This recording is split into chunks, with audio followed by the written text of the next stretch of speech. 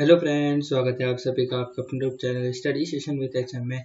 Friends, आज अपन कक्षा 10 अध्याय 2 अम्ल, क्षारक एवं लवण के भाग 7 को शुरू करेंगे। जैसा कि आपको पता है, हम अपने दूसरे टॉपिक अम्ल एवं क्षारक के रासायनिक गुणधर्म को समझ रहे हैं। ठीक है, इसके अंतर्गत आज अपन क्या समझने वाले हैं उस पर एक बार देख लेते हैं। आज का जो टॉपिक रहने वाला है वो रहने वाला है 2.1.6 टॉपिक क्षारक के साथ अधात्विक ऑक्साइड की अभिक्रिया। ठीक है, इसके बाद अपना ये वाला जो टॉपिक है दूसरा वाला अम्ल एवं क्षारक के रासायनिक गुणधर्म समझना, ये टॉपिक कंप्लीट हो जाएगा। देन उसके बाद अपन तीसरा टॉपिक शुरू करेंगे, सभी अम्लों एवं क्षारकों में क्या समानता है ना। उससे पहले आज समझ लेते हैं कि क्षारक के साथ अधात्विक ऑक्साइड की अभिक्रिया को समझने वाले हैं। प्रश्न कुछ इस तरीके से आएगा कि क्षारक के साथ अधात्विक ऑक्साइड कैसे अभिक्रिया करता है, समझाइए। तो पहले तो ये समझ लो, क्षारक तो आप जानते हो क्या होता है। अधात्विक ऑक्साइड को समझ लो, ये एक नया शब्द है, अधात्विक ऑक्साइड। अधात्विक मतलब होता है, एक होता है धात्विक और एक होता है अधात्विक। धात्विक माने जो धातु तत्व होते हैं वो धात्विक कहलाते हैं, और जो अधातु तत्व होते हैं वो अधात्विक कहलाते हैं। धातु तत्व जैसे कि गोल्ड, सिल्वर, Na, पोटेशियम, ये सारे, जैसे सोडियम, पोटेशियम, मैग्नीशियम, एल्यूमिनियम, है ना, ये सारे के सारे धात्विक तत्व होते हैं। अच्छा सर, अधात्विक तत्व क्या होते हैं? जो धातु नहीं है, जैसे सल्फर हो गया, कार्बन हो गया, हाँ, ऑक्सीजन हो गया, ये सारे के सारे क्या है? नाइट्रोजन हो गया, ये सारे के सारे अधात्विक तत्व होते हैं, यानी जो धातु नहीं होती उसको छोड़कर अधात्विक तत्व होते हैं। तो जब अधात्विक प्लस ऑक्साइड मिलते हैं, यानी ऑक्साइड माने ऑक्सीजन मिलती है, तो वो अधात्विक ऑक्साइड हो जाते हैं। तो हम यहाँ देखेंगे, जब अधात्विक ऑक्साइड से क्षारक अभिक्रिया करता है तो क्या होता है उसको समझते हैं। देखिए, उत्तर आपको बहुत सटीक तौर पे लिखना है, और लिखना है आपको कि क्षारक अधात्विक ऑक्साइड के साथ अभिक्रिया करके लवण तथा जल बनाता है। देख लीजिए, क्षारक अधात्विक ऑक्साइड के साथ अभिक्रिया करके क्या बनाता है? लवण तथा जल। अब देखिए, ये 3 बार हो गया है आज, ये 3 बार हो गया कि हमने सबसे पहले देखा था अम्ल और क्षार आपस में अभिक्रिया करके लवण तथा जल बनाते हैं, पहला समझा था। दूसरा हमने समझा कि अम्ल धात्विक ऑक्साइडों के साथ अभिक्रिया करके क्या बना रहे थे? लवण तथा जल बना रहे थे, ये दूसरी बार हुआ था। और आज तीसरी बार वापस से हमें देखने को मिल रहा है कि क्षारक अधात्विक ऑक्साइड के साथ अभिक्रिया करके भी लवण तथा जल बनाता है। तो यहाँ पर ये 3 चीजें आपको समझनी पड़ेगी। मैंने आपको बताया था कि जो अम्ल होता है, पिछले वाले भाग में मैंने आपको बताया था कि जो अम्ल होता है वो धात्विक ऑक्साइड से अभिक्रिया करके लवण तथा जल बनाता है। क्यों, कैसे बनाता है वो? देखिए, अम्ल जो होता है वो धात्विक ऑक्साइड के साथ अभिक्रिया करता है, और मैंने कल ये बात बताई थी कि जो धात्विक ऑक्साइड होती है वो क्षारीय प्रकृति की होती है। धात्विक ऑक्साइड जो होती है वो किस प्रकृति की होती है? क्षारीय प्रकृति की होती है। तो इसका मतलब अम्ल एक तरीके से किससे अभिक्रिया कर रहा है? क्षार से अभिक्रिया कर रहा है, और क्षार से अभिक्रिया करके वो क्या बनाता है? लवण तथा जल बनाता है। और आज अपन जब देख पा रहे हैं कि क्षार जो है, ये देखिए, ये जो क्षार है वो अधात्विक ऑक्साइड से अभिक्रिया कर रहा है। किससे अभिक्रिया कर रहा है? अधात्विक ऑक्साइड से अभिक्रिया कर लवण तथा जल बना रहा है। तो यहाँ पर ये जो अधात्विक ऑक्साइड है, या देखिए, अधात्विक ऑक्साइड अम्लीय प्रकृति का होता है। ये लवण और जल क्यों बना पा रहा है? क्योंकि अधात्विक ऑक्साइड जो होते हैं वो किस प्रकृति के होते हैं? अम्लीय प्रकृति के होते हैं। तो हम कह सकते हैं कि क्षार एक तरीके से किससे अभिक्रिया कर रहा है? अम्ल से अभिक्रिया कर रहा है। और हमने सबसे पहले यह पढ़ रखा है कि जब भी अम्ल और क्षार आपस में अभिक्रिया करते हैं तो उत्पादन के रूप में हमारे को लवण तथा जल प्राप्त होता है। ये हमने स्टार्टिंग में पढ़ लिया था, ठीक है। और अब हमारे को 2 नई बातें जानने को मिली कि धात्विक ऑक्साइड जो होते हैं वो क्षारीय प्रकृति के होते हैं, और अधात्विक ऑक्साइड जो होते हैं वो अम्लीय प्रकृति के होते हैं।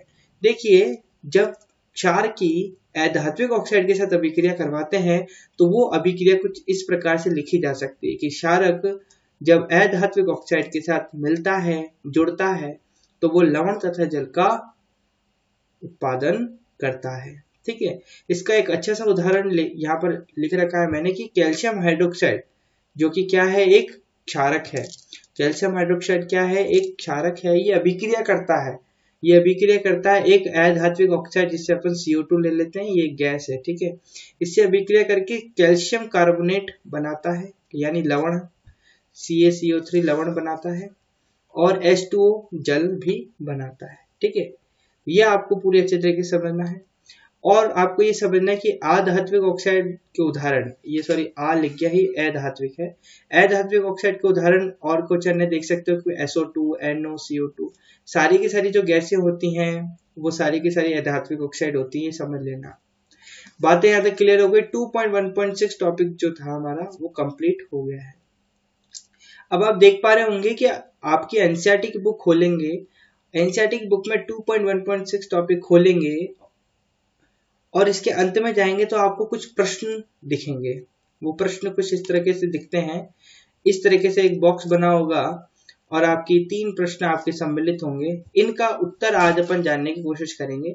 आपको पता है मैं हर एक टॉपिक के बाद ये जो एनसीईआरटी में प्रश्न होते हैं इनका उत्तर आपको बताता हूं, जिससे अपनी टॉपिक की जो क्लियरेंस होती है, क्लैरिटी होती है, वो अपन को और उसमें क्लियर हो जाता है, ठीक है। तो देखिए सबसे पहला क्वेश्चन है, इस पर चर्चा करते हैं अपन।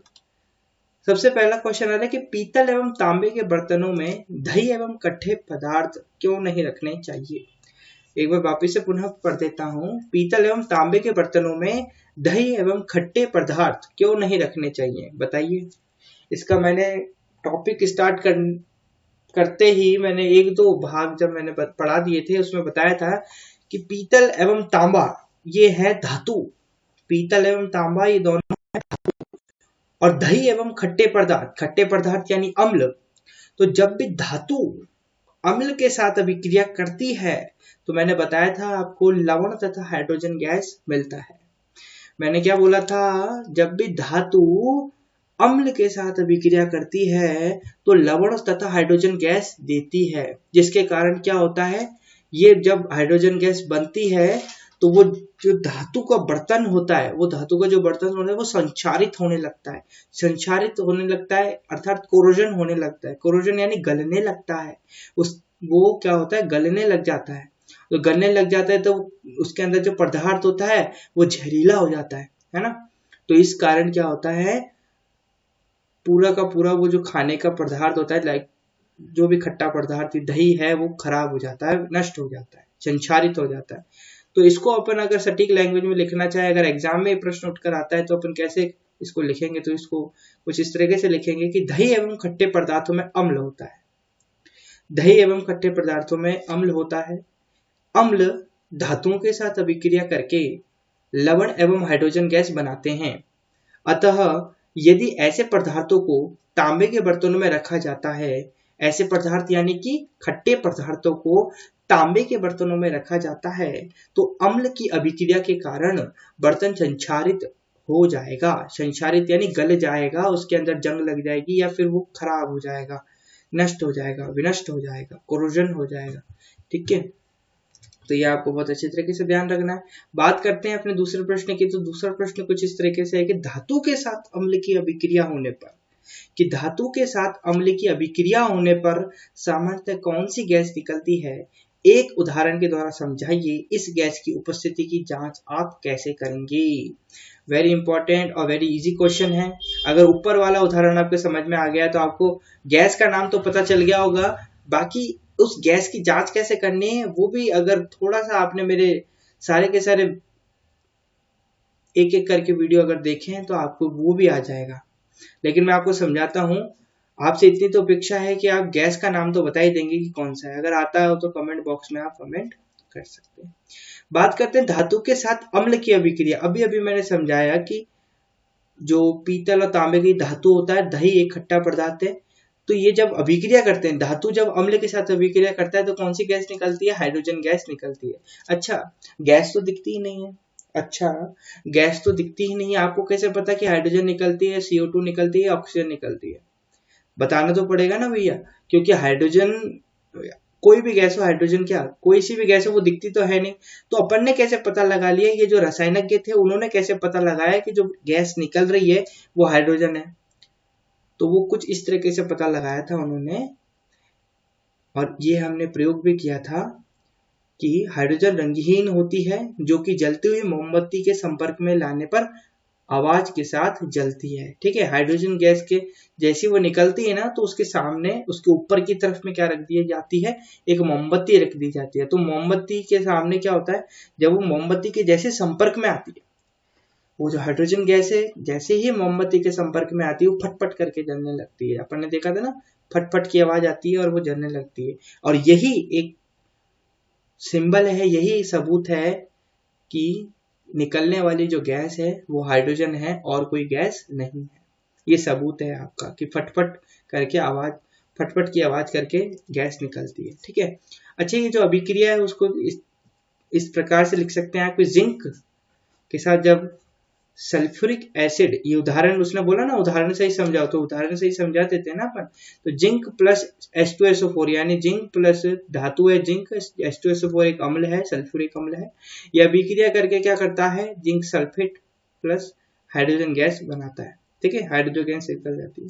ये दूसरे का बहुत अच्छी तरीके से हमने उत्तर लिखा। ये 3 पॉइंट आपको अपने एग्जाम में लिखकर आने हैं, आपको पूरे नंबर मिलेंगे।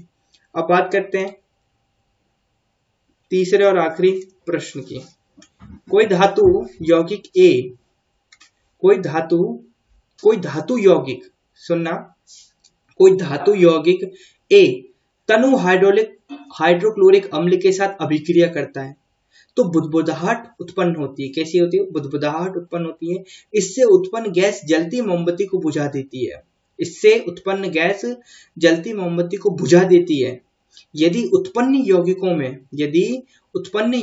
में उत्पन्न यानी उत्पाद वाले जो यौगिक है उनमें एक से कैल्शियम क्लोराइड है, उनमें से एक कौन है, कैल्शियम क्लोराइड है, तो इस अभिक्रिया के लिए संतुलित रासायनिक समीकरण लिखिए। आपको कैल्शियम क्लोराइड बोल दिया है कि इनमें से कैल्शियम क्लोराइड है एक, है ना। तो अब आपको इसको बताना है। तो पहले तो धातु यौगिक आपको पता होना चाहिए कि धातु यौगिक ए क्या है। तो धातु यौगिक, धातु होगी और यौगिक बना हुआ है कोई ना कोई, ठीक है। वो तनु हाइड्रोक्लोरिक अम्ल के साथ क्या कर रहा है, अभिक्रिया करता है, तो बुदबुदाहट उत्पन्न होती है। तो कुछ देखिए यहाँ पर, धातु यौगिक ए कैल्शियम कार्बोनेट होगा। क्या होगा, धातु यौगिक जो है ए है, ये जो ए है वो कौन होगा, कैल्शियम कार्बोनेट होगा। अभिक्रिया में उत्पन्न एक यौगिक कैल्शियम क्लोराइड है, अतः यौगिक कैल्शियम युक्त होगा। ये तो पता ही है ना। अगर उत्पाद है वो क्या बन रहा है, कैल्शियम क्लोराइड बन रहा है, तो यौगिक में कैल्शियम तो उपस्थित होगा ही होगा, है ना। जो धातु यौगिक है, धातु में कैल्शियम तो है ही, और यौगिक जो होगा वो कैल्शियम युक्त होगा। तो हमने लिख दिया कि कैल्शियम कार्बोनेट, ठीक है।